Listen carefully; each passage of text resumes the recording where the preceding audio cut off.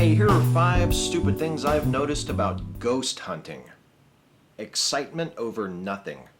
Since, and I apologize if you're just hearing this for the first time, there's no such thing as ghosts, so-called ghost hunters have to make every visual anomaly and unexplained noise, however mundane, seem like it's the creepiest shit that ever happened.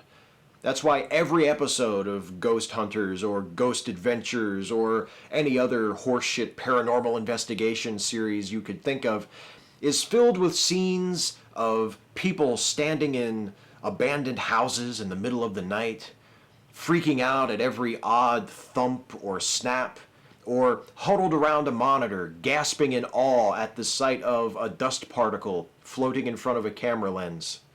Because if nothing's what you've got, nothing's what you've got to sell. Basic misunderstanding of science. A fundamentally flawed understanding of how the scientific method is supposed to work is necessary to the ghost hunting enterprise. If they investigated things properly, they'd figure out that ghosts don't exist long before they ever felt the need to invest in a thermographic camera. One of the most frequent examples of this misunderstanding of science is the blatant display of confirmation bias. Hundreds of images taken of a supposedly haunted room are examined, and if one image shows some kind of unexplained visual anomaly, that is accepted as evidence that something paranormal must be going on, while all the other images that show absolutely nothing unusual are conveniently ignored. Because that's how they think evidence works. You pick out the stuff that confirms your preferred result, and you shit-can the rest. Feigned skepticism. Just to make it look good, ghost hunters will occasionally make a show of pointing out a potentially ghostly phenomenon that turned out to have a mundane natural explanation, like a drop in temperature that was due to a crack in the wall, or a disembodied scream that turned out to be a car with bad brakes driving by. They do this presumably to establish credibility, to prove that they don't just leap to the "it's a ghost" conclusion when there is an obvious natural explanation. But for me, this has the opposite effect. By showing themselves capable of naturally explaining typical aspects of a haunting, they only underline how preposterous their proposed supernatural explanations of other things are. Everything that has ever been explained has turned out to have a natural explanation. Supernatural is a name superstitious people give to things that have not yet been conclusively explained. It's a way of looking at ignorance and pretending it's knowledge. Misused or useless equipment.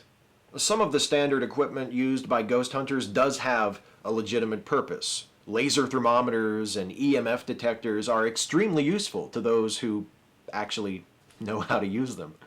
Since these tools are designed to detect factors in the natural environment, like electromagnetism or temperature, you might think that they wouldn't be of much use to those seeking to find evidence of the supernatural. But you'd be wrong. Ghost hunters love these things. They're always waving around their EMF detectors, probably pretending that they're Egon Spengler with a PKE meter. Other standard equipment of ghost hunters is less practical. For instance, white noise generators, which are supposedly used by spirits to communicate with the living. Or who could forget the Parabot, a remote-controlled, neon-decorated plexiglass box on wheels that was supposedly capable of trapping spirits inside of it. This thing was so preposterous, even the clueless douchebags who host Ghost Adventures were forced to disown it and its crackpot inventor.